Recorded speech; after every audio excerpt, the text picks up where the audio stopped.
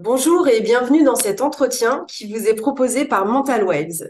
Nous nous retrouvons avec Luc Baudin pour continuer cette deuxième et dernière partie de Moments ensemble. Bonjour Luc, Bonjour Karine, bonjour à tous. merci d'être resté avec nous parce qu'on était tenu en haleine pour découvrir ton tout dernier livre, Luc, Les 10 clés pour développer votre être spirituel, la route de l'éveil, paru aux éditions Guy Daniel. Quand moi j'ai eu fini ce livre, je me suis dit, mais quel temps j'aurais gagné si ce livre avait existé il y a 15 ans.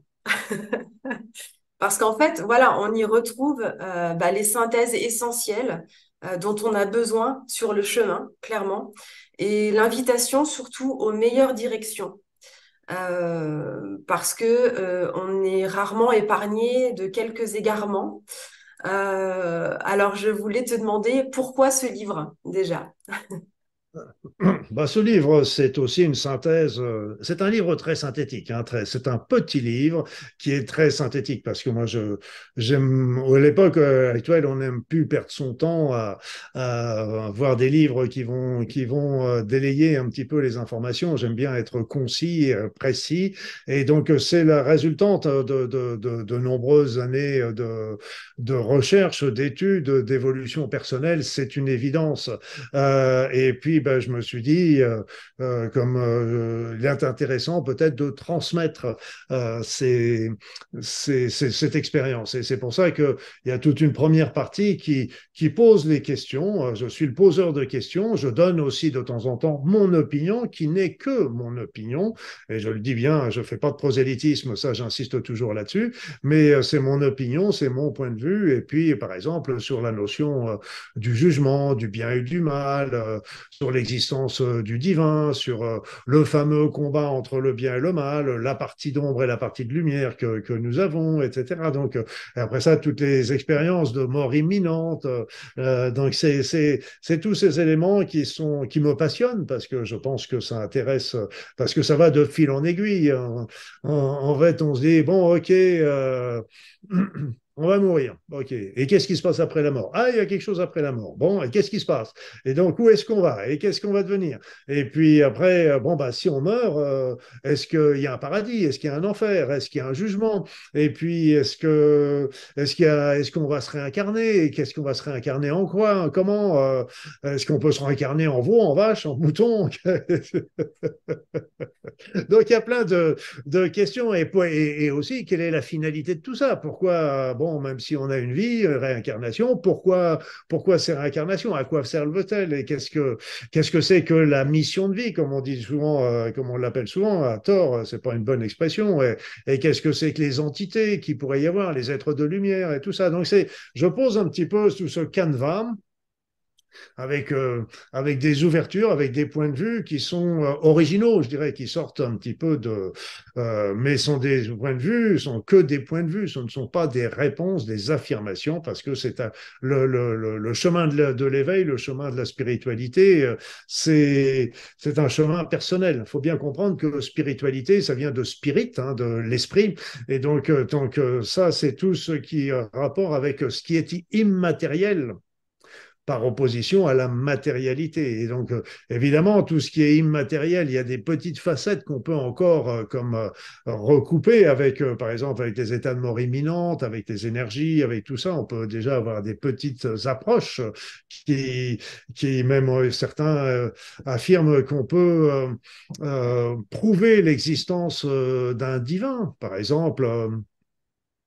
c'est assez simple, c'est que pour que l'univers puisse exister, il a fallu qu'une quarantaine de constantes soient présentes dans des valeurs extrêmement fines, mais de l'ordre du millième d'unité, et qu'elles soient toutes ensemble présentes pour que l'univers apparaisse. Donc là, c'était une improbabilité. Alors, si on considère qu'il y a un univers, c'est une improbabilité. Et donc, si, si il a fallu, certains parlent d'un programme. Il y en avait d'un Smot qui était un physicien quantique qui a été prix Nobel. Il parlait d'un ADN cosmique, hein, qui aurait programmé un petit peu l'univers, etc. Mais s'il y a un programme, on pose la question encore un peu plus loin. Moi, je suis toujours été l'enquiquineur qui posait le problème. Qui est le programmateur?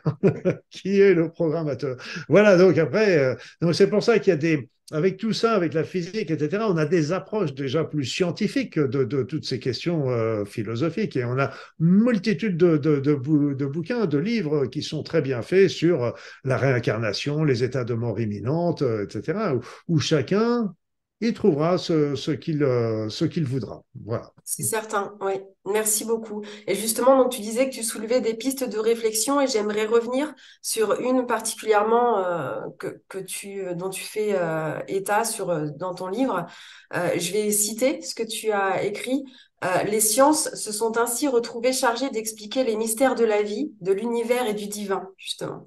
Cela conduisit à descendre le divin à l'échelon humain, mais aussi à déifier l'homme qui serait devenu capable de tout faire et de tout comprendre grâce au développement de la science et de la technologie.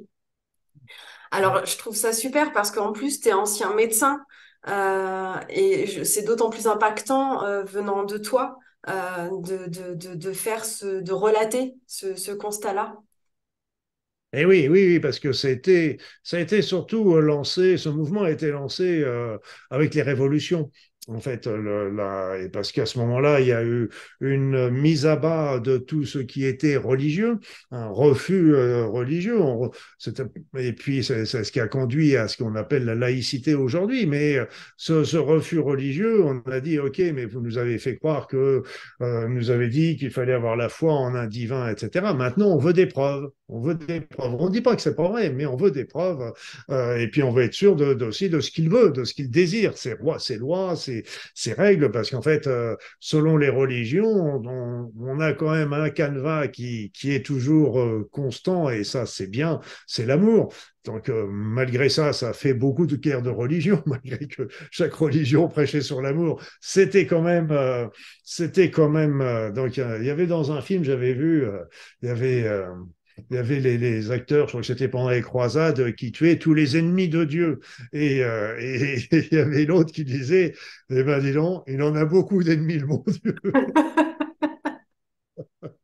Voilà, Oui. donc en fin de compte, Dieu est au-dessus de tout ça. Il est dans l'amour, il est dans la vacuité surtout, etc.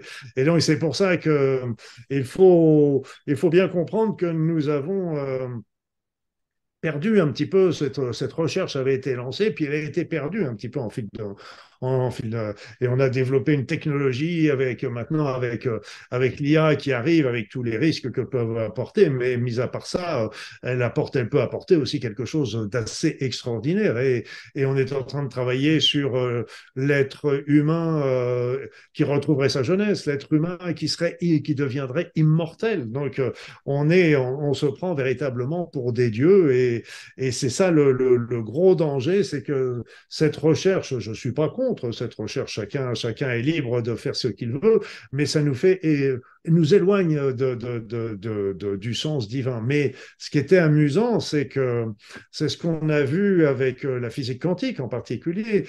Qui aurait dit au début de la physique quantique, quand ils ont commencé à chercher, ça a commencé tout simplement en se disant, avec Newton, on a tout compris, mais on n'a pas encore compris de quoi est faite la matière. Et d'un seul coup, on tombe sur l'énergie.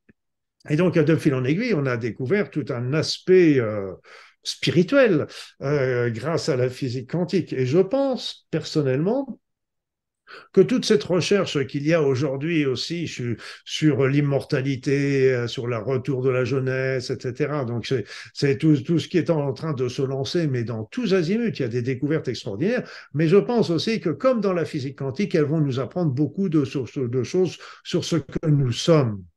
Et donc, ça va. Moi, je suis toujours l'éternel optimiste. Je pense que de toute façon, il y a toujours quelque chose de bon qui va en sortir. Mais je pense qu'on n'a pas besoin de toute cette technologie pour travailler sur nous-mêmes, à quoi sert de vivre longtemps. C'est surtout de vivre mettre de la qualité dans nos années de vie plutôt que de les rallonger. Bon, moi, c'est mon opinion, hein. Et puis, de toute façon, on a des réincarnations. Alors, on vient jouer dans la cour des grands et puis c'est pas voilà, parce que comme disait, je sais plus qui est-ce qui disait, Il parlait de l'éternité, il disait l'éternité, c'est long, surtout à la fin.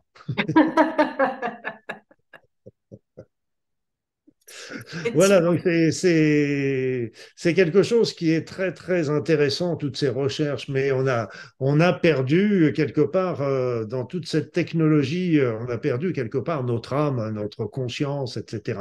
Donc il faut absolument qu'individuellement, les personnes fassent leurs recherches personnelles, c'est évident. Oui, parce que finalement, entre se prendre pour Dieu et avoir cette conscience divine, c'est pas la même Hmm. chose. Voilà, parce que le divin est en nous, pour moi, c'est évident. Nous sommes des divins en devenir, mais pas sur le plan matériel. Le plan matériel n'est qu'une illusion, en fait, hein. Ce qui se passe, c'est l'autre facette qui est la plus importante, la facette de notre être spirituel. C'est celle-là qui est importante. Merci Luc, parce que justement dans tes propos, tu rappelles, tu ramènes toujours au bon sens et je crois que ça aussi, ça fait partie des essentiels, qui plus est de ces temps, voilà, de revenir au bon sens. Oui, parce que pour moi, de toute façon, tout doit être simple. Et c'est d'ailleurs écrit dans beaucoup de textes sacrés. La connaissance sera à l'accès, accessible plus exactement à tout le monde, même les moins érudits. Et je dirais presque que les plus érudits, c'est peut-être ceux qui ont le plus de mal avec cette connaissance parce que bah, ils sont pris par un certain nombre de croyances qui peuvent les éloigner, tandis qu'une personne qui n'a pas toutes ces connaissances ne sont pas forcément bloquées par tout ça. Et parce que tout est simple. Et moi, je dis toujours, si quelqu'un vous explique quelque chose qui vous semble compliqué, pas clair, etc., ça peut vouloir dire deux choses. Soit que lui-même n'a pas compris. Donc à ce moment-là, il complexifie la chose et puis bon, vous ne comprendrez rien parce que lui a rien compris. Ou soit il a très bien compris et il complexifie la chose pour mieux vous contrôler. Donc que ce soit dans un cas comme dans l'autre, il faut s'en aller. Moi, dès que ça fait, comme je dis souvent en plaisantant, dès que ça fait bobo tête, je m'en vais parce que c'est pas pour moi. Luc, est-ce que tu nous ferais le cadeau de nous donner les grandes lignes d'une de tes clés que tu livres dans ton ouvrage? Tu nous parlais de l'intention et de la prière. Euh, Ah, bah, et en ah, fait, ça je parlais rejoint. je parlais de la demande surtout, de la demande surtout, oui, la demande, Oui, de demander. Après ça, chacun demande. Alors, ça peut être au sein d'une prière, ça c'est clair, mais ça peut être, la demande est importante. Alors, on peut la demander aux divins, aux êtres de lumière, à nos guides, à notre ange gardien, etc. Si on n'y croit pas, on peut demander tout simplement à l'univers, à la vie. Si on ne croit toujours pas, on peut demander à notre être intérieur, à notre conscient, à notre inconscient, etc. Chacun demande à qui veut, mais ça fait partie des éléments importants et la prière est un élément très, très curieux, mais très, très important parce qu'on a vu des résultats extraordinaires avec les groupes de prière, les prières de guérison comme la prière du feu, etc. Mais moi, si tu me permets, Karine, j'insisterai sur deux points qui sont, à mon sens, très importants encore plus que la prière, parce que la prière, on prie à partir du moment déjà on a déjà avancé qu'on considère qu'il y a un divin, etc. Mais là déjà à la base, je dirais qu'il y a deux éléments qui pour moi sont essentiels, c'est l'intégrité, d'être dans son intégrité, de demeurer dans son intégrité. D'ailleurs, pour la petite histoire, Ho'oponopono, le pono, c'est l'intégrité. Et pour les Polynésiens, c'est tellement important qu'ils l'ont doublé, pono. Donc l'intégrité est importante, on a des valeurs, on a des choses qui nous sont importantes et il ne faut pas les, les, les transformer. Il ne faut pas aller dans des compromis sur des choses qui nous sont importantes. Il faut rester dans la justesse, dans la droiture, etc. Et la deuxième chose qui est très importante, c'est de sortir du jugement. Là aussi, d'être dans le non-jugement. Mais il y a tout un travail à faire parce que, en fin de compte, on part sur une idée, à mon sens, qui n'est pas juste, qui est la notion du bien et du mal. qui est très relatif en fait, selon les religions. On s'aperçoit que tout le monde n'est pas d'accord. Et le bien et le mal, c'est quelque chose, on le retrouve dans la société aussi. C'est avec les lois, etc., qui transigent ce qui est bien, ce qui est mal. Mais ce qu'il faut comprendre, c'est qu'il faut déjà à l'origine, avant, c'était la notion du bon et du mauvais. Donc il y avait des choses qui étaient bonnes dans certaines circonstances, mais la même chose peut être mauvaise dans d'autres. Le feu peut nous réchauffer, mais il peut nous brûler. Donc c'est pareil pour l'eau. Ça va étancher notre soif, mais ça peut provoquer des inondations et des tsunamis. Donc l'élément, c'est d'être. On peut pas non plus juger les autres à partir du moment où on voit une action, mais on ne sait pas qu'est-ce qu'elles ont vécu, qu'est-ce qui les a amenées à faire ça. Donc et on peut leur L'origine. poser Mm. la question. Donc il faut sortir de ce jugement parce que euh, c'est très important parce que ça, c'est extrêmement fatigant et là aujourd'hui, tout est jugé depuis A jusqu'à Z. Une nouvelle voiture qui sort, un nouveau, c'est bien, c'est pas bien, c'est ceci. Et il faut sortir de ça parce que c'est très épuisant et ça ne sert à rien qu'à toujours classifier et nous séparer encore un petit peu plus. Et le non-jugement, c'est d'être dans l'acceptation et dans la tolérance et la compréhension. Ça me paraît important. C'est vraiment deux valeurs qui sont pour moi essentielles, mais il y en a d'autres que je vous laisse découvrir dans ce livre. 10 au total, hein. Et puis c'est même ces deux que je viens de vous parler sont beaucoup mieux expliqués que ce que je viens de vous dire là en quelques secondes. Parfait, merci, merci infiniment, Luc. Voilà, bah, tu nous as mis en haleine de vouloir lire l'entièreté de ce dernier ouvrage qui s'affichera à l'écran. Euh, Merci de t'être rendu disponible. Merci pour l'ensemble des accompagnements que tu nous proposes, évidemment. Et merci pour ta bonne humeur, toujours présente. Oui, mais la bonne humeur est visiblement partagée parce que tu as un super sourire et qui est contagieux. Écoute, merci Karine, merci à Mental Wave d'avoir organisé tout ça et merci à tous. J'espère que ce que j'ai pu lever un petit peu comme voile pourra vous aider déjà sur votre chemin de vie. Et n'oubliez pas, le chemin de vie, quand on le suit, eh bien, tout simplement, nous sommes heureux. C'est pas plus compliqué que ça, la vie. Ben voilà, je souhaitais te demander de poser une intention à la fin de l'émission. Et ben voilà, elle est posée, Soyez c'est heureux. magnifique. C'est la télépathie, Luc, c'est la Oui, télépathie. oui, mais c'est en train de se, et tu plaisantes, mais c'est en train de se développer avec une grande facilité, ça aussi, avec les nouveaux talents qui sont en train de développer dans l'humanité. Que du bonheur. Allez, bah, porte-toi bien, Karine, et puis merci à tous, merci à toutes.